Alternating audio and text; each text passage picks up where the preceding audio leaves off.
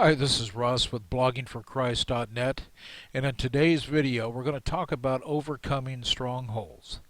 Now, strongholds, when you think about it, it has to deal with the battlefield that's going on in your mind. And this is where everything is lost and won. Now think about this. Did you know that God is vying for your mind as well? And the enemy is certainly vying for your mind. Now we're going to look at Revelation 18:11 through 16. And what it says here, it says, "And the merchants of the earth shall weep and mourn over her, for no man buyeth their merchandise any more, the merchandise of gold and silver and precious stones, and of pearls, and of fine linen, and purple, and silk, and scarlet, and thine wood, and all manner vessels of ivory, and all manner vessels of most precious wood, and of brass, and of iron, and marble, and cinnamon, and odors, and ointments, and frankincense, and wine, and oil, and fine flour, and wheat, beast and sheep, and horses and chariots, and slaves, the souls of men, and the fruits that thy soul lusted after are departed from thee, and all things which are dainty and goodly are departed from me, and thou shalt find them no more at all. The merchants of these things which were made rich by her shall stand off for a fear of her torment, weeping and wailing, and saying, Alas, alas, the great city, that was clothed in fine linen, and purple, and scarlet, and decked with gold, and precious stones, and pearl." Do you remember the story of the prodigal son in Luke 15:11 through 32? It was a compelling story about a father and his two sons. One was doing well, he was taking care of the father's business, where the other one thought that he could have his inheritance now. And he was basically rebellious against everything that his father said. And when you look at verse 12, the son demands the portion of his inheritance. And it was to be divided between him and his older brother when the father died. But the father gave his son what he asked for.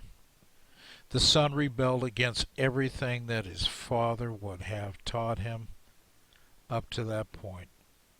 And that kind of rebellion is indicative of a demonic spirit at work. You see, spiritual warfare in its purest form is the counsel of the human mind by any other spirit other than the Spirit of the Lord. You must discern the spirit that is at work overtly and covertly. In the verse Ephesians 6:12, what it's saying, it says, "For we wrestle not against flesh and blood, but against principalities, against powers, against the rulers of the darkness of this world, against spiritual wickedness in high places." And when you look at the internal struggle that's going on in that young man's mind, it's a struggle that the enemy is trying to pull the young man away from his family. But the young man finally comes to his senses, and he comes home, and his father welcomes him back. You see, our warfare is not with human beings, but with the devil and his demons. The doctrines of devils, heresies, Luciferian ideologies, satanic philosophies, and diabolical imagery. You know, the enemy Satan attempts to defeat us with a strategy and deceit, through well-laid plans and deliberate deceptions and manipulations. Satan begins his warfare strategy by bombarding our minds with a cleverly devised pattern of little nagging thoughts, suspicions, doubts, fears, wonderings, reasonings, and theories. Satan moves slowly and cautiously, deliberately and patiently. He'll never say you are sick, you are poor, you should leave your church, you are never going to make it. Here's what he does say: I'm sick, I'm leaving this church and I'm never going to make it, because he really wants us to believe that the thoughts he places in our minds are ours.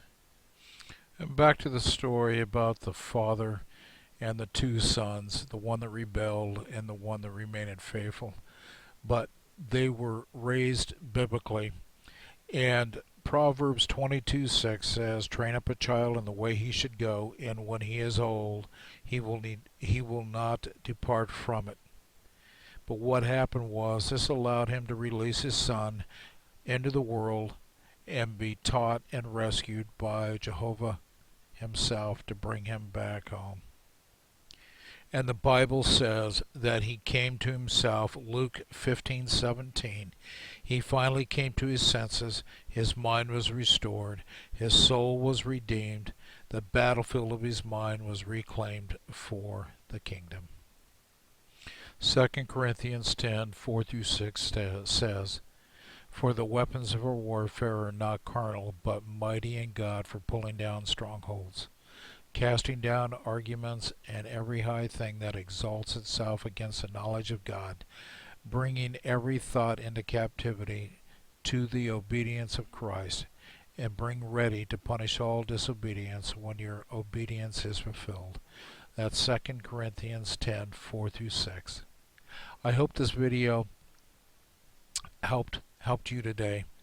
Think about what a stronghold really is. And if it's not